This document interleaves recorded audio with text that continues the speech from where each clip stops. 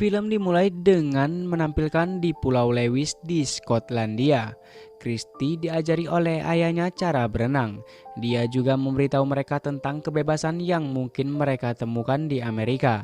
Dan Christie bermimpi untuk pergi ke sana suatu hari nanti.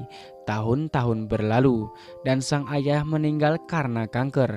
Christie tinggal bersama saudara perempuannya yang bernama Annie dan ibunya yang bernama Mary, dan bersama-sama mereka mengurus pertanian. Untuk membawa kenangan ayahnya bersamanya, Christie selalu memakai kalung salibnya. Suatu sore, para suster diundang ke pesta dansa, sebuah pertemuan yang sering diadakan desa untuk bersenang-senang di penghujung hari. Mary mengizinkan mereka untuk pergi, dan dalam perjalanan mereka ke sana, para suster diperingatkan oleh Peggy tua untuk berhati-hati dalam hal anak laki-laki yang semakin tertarik pada mereka sekarang setelah mereka menjadi wanita. Di pesta itu, anak laki-laki itu menggoda Murdo yang melayani negara sebagai pembawa pesan antar unit di Glasgow. Murdo sangat menyukai buku dan lebih memilihnya daripada bersosialisasi. Itulah sebabnya yang lain suka mengolok-oloknya. Ketika Murdo akhirnya melepaskan para penyiksanya, dia menemukan tempat yang tenang di mana dia bisa membaca dengan tenang, dan Christie mengikutinya untuk menghabiskan waktu bersamanya. Ternyata mereka berselingkuh yang dirahasiakan karena mereka belum menikah, tetapi Murdo berjanji akan memberi Christie kehidupan di Amerika yang selalu diinginkannya suatu hari nanti. Pertemuan kecil mereka terputus ketika mereka melihat skipper tua berkeliaran. Jadi mereka memutuskan untuk pergi agar tidak ditemukan. Minggu berikutnya setelah menghadiri misa, Christie membawa Murdo ke pantai tempat ayahnya biasa mengajaknya berenang dan mengetahui bahwa ayah Murdo sendiri tidak pernah kembali setelah kecelakaan memancing. Murdo tidak pernah belajar berenang, jadi Christie berjanji akan mengajarinya suatu hari nanti. Suatu sore, sejoli melakukan ciuman pertama mereka. Keesokan harinya, Mary menegur putrinya karena pulang terlambat, yang dibalas Christie dengan kebohongan tentang kehilangan jejak saat membaca. Annie merasa curiga, tetapi sebelum dia bisa mengatakan apa-apa, Mary mengirim Christie untuk mengantarkan telur ke skipper, yang menurut Christie adalah orang aneh. Di malam hari, Annie menebak Christie memiliki sesuatu yang hebat terjadi padanya, dan setelah dia bersumpah dia tidak akan memberitahu ibu mereka, Christie memutuskan untuk berbagi dengan adik perempuannya seperti apa rasanya mencium anak laki-laki. Beberapa waktu kemudian, penduduk desa menerima pengumuman resmi yang meminta semua pemuda untuk bergabung dengan tentara. Setelah itu, Murdo bertemu Christie di pantai sehingga dia akhirnya bisa mengajarinya berenang menggunakan teknik yang sama dengan yang diajarkan ayahnya. Setelah kencan kecil mereka selesai, Murdo akhirnya memberitahu Christie bahwa dia dipanggil untuk bertarung di garis depan, yang membuat Christie patah hati. Untuk mencoba menghiburnya setidaknya sedikit, Murdo berjanji akan kembali setelah perang usai dan dia akan menikahi Christie untuk kemudian membawanya ke Amerika. Di malam hari, desa mengadakan tarian jalan lagi untuk mengucapkan selamat tinggal kepada para pria. Christie mengenakan gaun cantik hadiah Mary dan biasa dipakai saat dia merayu ayahnya. Lalu Murdo datang menjemput Christie, membawa bunga bersamanya yang membuat hubungan mereka menjadi publik. Di pertemuan itu, semua orang bersenang-senang menari, mengobrol, dan juga banyak minum. Saat malam tiba, kebanyakan orang mabuk, dan anak laki-laki yang menyukai Christie cemburu pada Murdo, menyebabkan dia melecehkannya untuk sementara dan meninju Murdo ketika dia mencoba membelanya. Untungnya dia baik-baik saja. Jadi ketika Christie perlu buang air, dia tidak segan-segan meninggalkannya sendirian selama beberapa menit sambil pergi ke perbukitan. Saat dia melakukan pekerjaannya, Seorang pria misterius mengejutkannya dari belakang dan membenturkan kepalanya ke batu sebelum mengambil keuntungan darinya. Christy berdarah dan karena wajahnya didorong ke tanah, dia tidak bisa melihat siapa pria itu sebelum dia pingsan. Beberapa jam berlalu dan ketika Christy tidak kembali, Murdo pergi mencarinya dan menemukannya di perbukitan. Jadi dia membangunkannya segera setelah dia melihat darahnya. Tetapi Christy hanya memberitahunya bahwa dia jatuh. Murdo segera membawanya menemui Dr. Macklin yang membawanya masuk dan memberinya obat plus jahitan untuk lukanya sementara Murdo berlari untuk memberitahu keluarganya. Macklin memperhatikan bahwa Christy merasakan sakit di bagian bawahnya. Tetapi ketika dia bersikeras bahwa dia jatuh dan tidak mengingat apapun, Macklin membiarkannya beristirahat untuk malam itu. Keesokan paginya, Murdo membawa Christy ke keluarganya agar dia bisa dirawat. Dan ketika Christy akhirnya sendirian di kamarnya, dia memeriksa pakaian dalamnya, menangis saat melihat darah yang menegaskan apa yang terjadi pada malam itu. Putus asa untuk tidak ketahuan, dia melempar pembalutnya ke dalam api. Kemudian, Christy bergabung dengan penduduk desa lainnya untuk mengucapkan selamat tinggal kepada anak laki-laki itu. Murdo mengingatkan saudaranya untuk merawat ibu mereka dengan baik sebelum memberikan Christy sebuah buku dengan kutipan favoritnya. Dia juga memberinya cukup uang untuk naik kapal ke Amerika jika dia tidak berhasil kembali. Sebagai imbalannya, Christy memberinya kalung ayahnya, tapi dia menolak menciumnya karena dia masih merasa kotor. Setelah semua anak laki-laki pergi dengan restu dari pendeta, Christy kembali ke perbukitan tempat semuanya terjadi dan secara pribadi mengalami gangguan total. Tidak menyadari bahwa skipper sedang mengawasi dari jauh. Malam itu, Christy mengalami mimpi buruk tentang serangan itu, dan Mary harus membangunkannya untuk menghentikan semua jeritan itu. Keesokan paginya, polisi yang kita sebut saja dengan Mac datang untuk memeriksa Christy karena Peggy mengkhawatirkannya. Tetapi sekali lagi Christy berjanji itu hanya kejatuhan dan tidak ada yang lain. Minggu-minggu mulai berlalu dan Christy mencatat bulanannya atau kekurangannya di buku catatan sampai akhirnya dia harus menghadapi kenyataan. Dia ternyata telah hamil. Dia tidak memberitahu siapapun karena dia masih tidak ingin mempermalukan keluarga dan kehilangan kesempatan untuk menikahi Murdo, yang menulis surat kepadanya sesering mungkin. Surat-suratnya adalah satu-satunya kenyamanan yang dimiliki Christy saat ini. Suatu pagi, dia membawa kiriman lain ke skipper yang sebagai gantinya memberi bunga untuk dia dan ibunya. Christy menganggap isyarat itu sangat manis dan melihat skipper memiliki foto Amerika, mendorongnya untuk membagikan beberapa cerita tentang perjalanannya. Hal ini membuat Christy mengaku selama ini salah menilai skipper. Saat bayinya tumbuh, Christy mulai mengalami masalah kehamilan yang biasa, seperti ingin muntah secara acak. Suatu kali hal ini terjadi saat dia berada di kota dan Peggy mulai curiga. Ketika itu terjadi di rumah, Mary dan Annie mengkhawatirkannya. Tetapi Christy hanya menyalahkan penyakit perut dan menepisnya dengan agak dingin saat perutnya mulai membesar.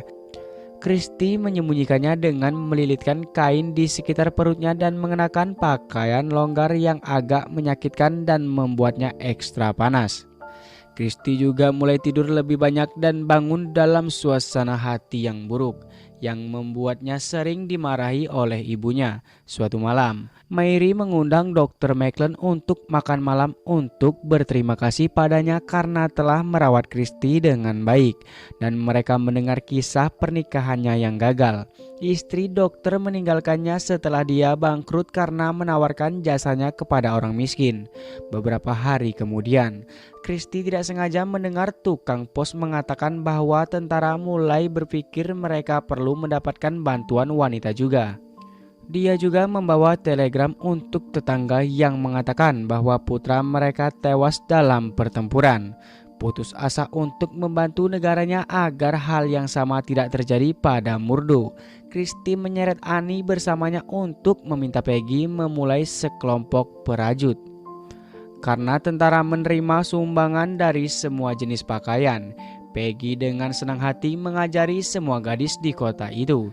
Tetapi dia tidak bisa tidak bertanya-tanya mengapa Kristi terus mengenakan mantel yang begitu tebal dan besar untuk menghindari menjawab pertanyaan. Kristi mengatakan dia sedang tidak enak badan dan melarikan diri ke perbukitan, di mana dia melepas kain pengikat untuk menghilangkan rasa sakit dan mengambil kesempatan untuk membaca surat terbaru Murdo.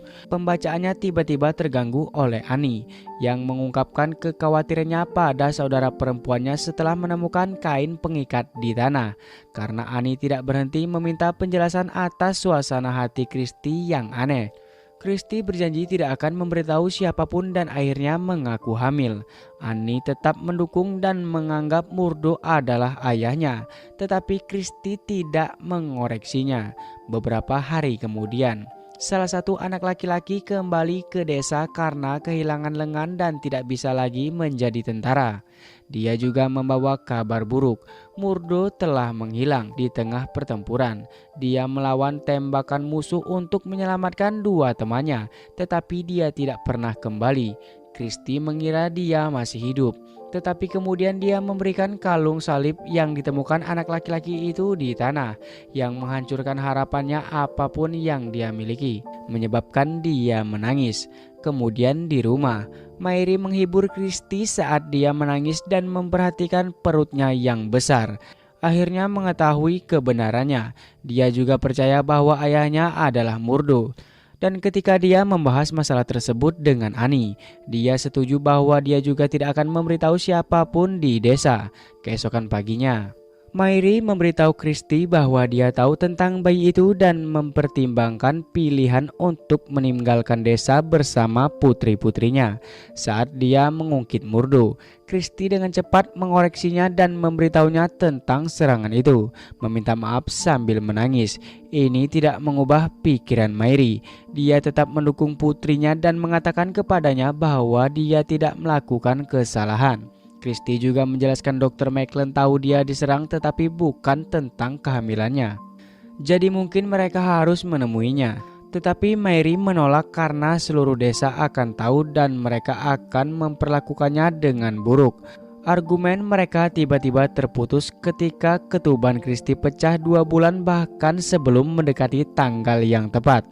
Lebih buruk lagi, pada saat itu pendeta setempat datang ke rumah untuk berdoa bagi kematian Murdo. Tetapi Mary segera menyuruhnya pergi dengan mengatakan Kristi sedang tidur dan perlu istirahat setelah mendengar kabar buruk tersebut. Setelah itu, Mary dan Annie membantu Kristi melahirkan tepat di sana, di lantai kamar tidur, yang merupakan pengalaman yang sangat menyakitkan bagi Kristi. Tetapi pada akhirnya dia sangat ingin menggendong anaknya. Awalnya Mary tidak mau menyerahkan anak laki-laki itu kepadanya karena dia tidak ingin Kristi terlalu terikat. Rencananya adalah mengirim bayi itu pergi agar dia bisa memiliki kehidupan yang baik jauh dari menghakimi penduduk desa. Tetapi Kristi terus menangis dan memohon, sehingga Mary menyerah dan membiarkannya menggendong bayinya sesaat sebelum membawanya pergi dari malam. Kristi ingin mempertahankan bocah itu. Tetapi Mary mengingatkannya bahwa untuk saat ini dia perlu istirahat dan mereka dapat mendiskusikan berbagai hal di pagi hari. Setelah Kristi tertidur, Mary merawat bayinya, tetapi dia tidak mau minum susu dan dia terlihat sangat pucat. Kemungkinan besar karena dia lahir lebih awal. Annie tidak ingin bayinya pergi, dan Mary menjelaskan bahwa dia ingin mempertahankannya juga. Tetapi bocah itu layak mendapatkan kehidupan yang baik jika dia bertahan malam itu. Kristi yang selama ini hanya berpura-pura tidur sengaja mendengar semua itu dan menunggu keluarganya tertidur untuk membawa bayinya dan keluar rumah di tengah malam, berniat membawanya ke dokter. Sayangnya, Mary benar dan bayinya meninggal saat Kristi masih melintasi perbukitan. Saat Kristi menyadarinya, dia meminta maaf sambil menangis dan memasukkan kalungnya ke dalam pakaian bayi sebelum memutuskan untuk mengakhiri karena dia merasa bersalah atas kematian bayinya. Saat itu, Annie dan Mary tiba tapi sudah terlambat. Bayinya terbawa ombak dan Kristi hampir tenggelam. Saat dia mulai mengingat pelajaran renang ayahnya, Annie muncul di air dan membantu saudara perempuannya keluar. Di pagi hari, skipper menemukan bayinya di pantai dan memberitahu polisi Meg, yang segera pergi menemui dokter untuk menanyakan apakah dia mengenal wanita hamil di desa tersebut. Maitland menjawab bahwa dia tidak melakukannya, dan ketika Meg mengingat keadaan aneh seputar jatuhnya Christy beberapa bulan yang lalu, Meg tetap berpegang pada ceritanya, masih belum yakin. Meg membawa dokter ke rumah Mary dan menyuruhnya memeriksa Christy untuk memastikan dia belum lahir. Untungnya polisi itu tetap berada di luar ruangan. Jadi Maitland memberitahu keluarga bahwa dia adalah pihak mereka dan melakukan pemeriksaan yang sesuai sambil berbisik kepada Christy bahwa dia bisa mempercayainya. Ini membuat Christy tidak nyaman, tapi dia tidak yakin kenapa. Setelah pemeriksaan selesai, dokter berbohong kepada Meg dan mengatakan kepadanya bahwa Christy masih suci. Meg meninggalkan keluarga sendirian untuk saat ini, tetapi dia masih curiga betapa anehnya perilaku semua orang di rumah itu. Jadi dia berjanji untuk meminta pendapat kedua. Semua ini didengar oleh Peggy dari balik jendelanya. Minggu berikutnya saat misa, Maitland diam-diam memberitahu Mary tentang dokter dari kota yang akan datang nanti untuk memeriksa Christy lagi. Pada saat Meg muncul dengan petugas medis baru, Mary sudah siap karena sekali lagi polisi akan menunggu di luar. Annie berpura-pura menjadi Christy dan dokter melapor kepada Meg bahwa semuanya baik-baik saja di sini. Meg sangat marah karena kurangnya bukti sehingga Meg menyuruhnya untuk melupakannya. Bayinya mungkin lahir mati dan air pasti membawanya dari desa lain. Hal ini juga didengar oleh Peggy. Selama ini Christy tidak bisa tidur nyenyak karena merasa bertanggung jawab atas kematian bayinya. Tak peduli berapa kali Annie mengingatkannya bahwa itu bukan salahnya, kilas balik serangan itu juga terus muncul dalam mimpi buruknya. Dan suatu pagi, dia memiliki kesadaran yang membuatnya akhirnya meninggalkan rumahnya. Dia pergi menemui Dr. Maitland dan menuduhnya sebagai penyerangnya. Awalnya dia berpura-pura bodoh, tetapi dia tidak dapat menyangkal lagi ketika Christy menjelaskan bahwa ketika dia berbisik padanya di rumah, dia mengenali bau whisky di nafasnya yang cocok dengan penyerang sebelumnya. Christy memanggilnya orang sakit dan bersumpah untuk tidak pernah memaafkannya, menyerahkannya ke tangan Tuhan untuk menghakimi. Pada saat itu, polisi Meg muncul dan Christy pergi dengan tergesa-gesa, mengabaikan permintaan dokter untuk mendengarkannya. Meg menganggap ini sangat mencurigakan dan bergegas untuk ke dalam rumah dokter ketika dia mendengar suara tembakan sementara Christy pulang sambil menangis. Menarik perhatian semua orang di desa termasuk Peggy dan skipper. Begitu dia sampai di rumah, Christy memberitahu keluarganya bahwa dokter yang melakukannya. Tetapi sebelum mereka dapat mendiskusikan lebih lanjut, Meg menerobos masuk dan mengumumkan Maitland sudah mati. Dia menggunakan senjatanya sendiri untuk mengakhiri semuanya. Dia ingin menuduh Christy melakukan banyak kejahatan dan memanggilnya untuk urusan terlarangnya dengan pria.